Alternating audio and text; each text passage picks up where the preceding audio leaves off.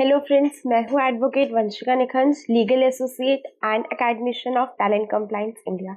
Welcome to the YouTube channel of Talent Compliance India. Here, I will be starting with a new series where we will be discussing about the Central Contract Regulation and Abolishment Act 1917. अगर आप एक advocate है, professional है और if you want to expand your knowledge, then this video is for you. So without wasting much time, let's dive into the video. In this video, we will be discussing about what is a Contract Labor Regulation Act, applicability of this act, what is the responsibility of a contractor, documents required for taking registration under the CLRA, and what are the legal implications in case of non-compliances. Firstly, we will see what is Contract Labor Regulation Act. Under CLRA, दो parties involved होती है. First is the principal employer and second is a contractor. Principal employer, like just any other employer, is a person who hires or appoints employees or laborers to get its work done.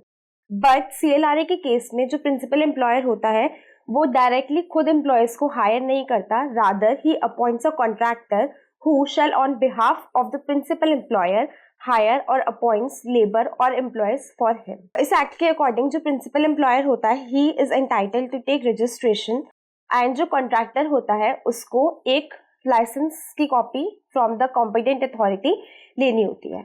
अब ये licence and RC किस format में होते हैं and कैसे लिए जाते हैं, this we will be discussing in our next video where I will be discussing with you related forms वगैरह. फॉर्म्स क्या होते हैं और उनकी फाइलिंग हम साइट पे कैसे कर सकते हैं, हम इस वीडियो के बारे में पढ़ेंगे. सो मूविंग फर्दर हम देखेंगे इस एक्ट की एप्लीकेबिलिटी क्या होती है.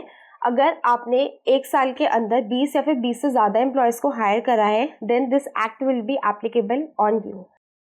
ये एक्ट किस किस पे एप्लीकेबल नहीं होगा, ये किसी भी सीजनल नेचर के वर्क पे एप्लीकेबल नहीं होगा. फॉर एग्जांपल, अगर आपने किसी भी फाइनेंशियल ईयर में 60 डेज से कम के लिए किसी भी एम्प्लॉयज़ को हायर करा है then this act will not be applicable upon you. किसी SEZ एरिया में ये एक्ट एप्लीकेबल नहीं होगा. SEZ area is a special economic zone area जो central government time to time revise करती रहती है. एंड लास्टली, अगर कोई साल में 120 डेज से कम के लिए किसी एम्प्लॉयज को हायर कर रहा है then also this act will be not applicable upon you. Next we will see that what are the documents required. Registration लेने के लिए कौन कौन से डॉक्यूमेंट्स रिक्वायर्ड होते हैं. फॉर द कॉन्ट्रैक्टर के लिए हमारे पास कॉन्ट्रैक्टर का नाम, उसका एड्रेस, उसका ईमेल आईडी, उसकी कॉन्टैक्ट डिटेल्स, पैन कार्ड, ये सब होना चाहिए. And for the principal employer, name, address of the principal employer, email ID and contact details and nature of work. जिस काम के लिए हमने कॉन्ट्रैक्टर को हायर किया है exactly किस नेचर ऑफ वर्क है, that is the work deed, कि हमारी वर्क डीड क्या है और कितने एम्प्लॉयज को हमने उस काम के लिए हायर किया है. And lastly the registration certificate as I told you earlier कि रजिस्ट्रेशन सर्टिफिकेट प्रिंसिपल एम्प्लॉयर को लेना होता है अगर वो किसी भी कॉन्ट्रैक्टर को हायर कर रहा है. तो रजिस्ट्रेशन सर्टिफिकेट किस फॉर्म के अंदर फाइल होता है और एग्जैक्टली रजिस्ट्रेशन सर्टिफिकेट के अंदर क्या क्या डिटेल्स आती है, we will be covering it in our next video. Next हम देखेंगे कि कॉन्ट्रैक्टर की रिस्पॉन्सिबिलिटीज क्या होती है. कॉन्ट्रैक्टर की कुछ रिस्पॉन्सिबिलिटीज होती है. Before moving to the responsibility of the contractor I will tell you the purpose of this act. ये एक्ट एग्जैक्टली क्यों आया था. पहले के टाइम पे क्या होता था, जो प्रिंसिपल एम्प्लॉयर होता था वो एम्प्लॉयज को हायर तो कर लेता था बट उनको टाइमली वेजेस वगैरह नहीं देता था, उनकी वर्किंग कंडीशंस अच्छी प्रोवाइड नहीं करता था. So the central government has come with this act where जो रिस्पॉन्सिबिलिटी है वो कॉन्ट्रैक्टर की बन जाती है कि वो जो एम्प्लॉयज को प्रिंसिपल एम्प्लॉयज को दे रहा है उनके लिए वो टाइमली वेजेस वगैरह प्रोवाइड करे, उनको वेलफेयर और हेल्थ फैसिलिटीज दे, उनके लिए प्रॉपर रेस्ट रूम्स वगैरह प्रोवाइड करे और उनको फर्स्ट एड फैसिलिटीज भी दे in case of any mishappening. अगर साइट पे या फिर वर्क साइट पे कोई भी मिस हैपनिंग हो जाती है तो उस केस में प्रॉपर उसको फर्स्ट एड फैसिलिटीज वगैरह भी प्रोवाइड करना पड़ता है.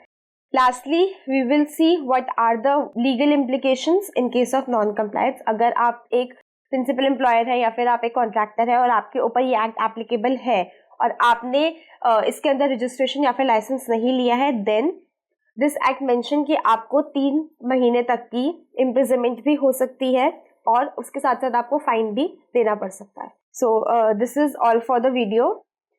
इस वीडियो में हमने सेंट्रल CLRA के बारे में डिस्कस करा है. Apart from that her state के अपने अलग अलग CLRA प्रोविजंस होते हैं. आपका बिजनेस जिस भी स्टेट में है आप उसके अकॉर्डिंग अपना रजिस्ट्रेशन ले सकते हैं।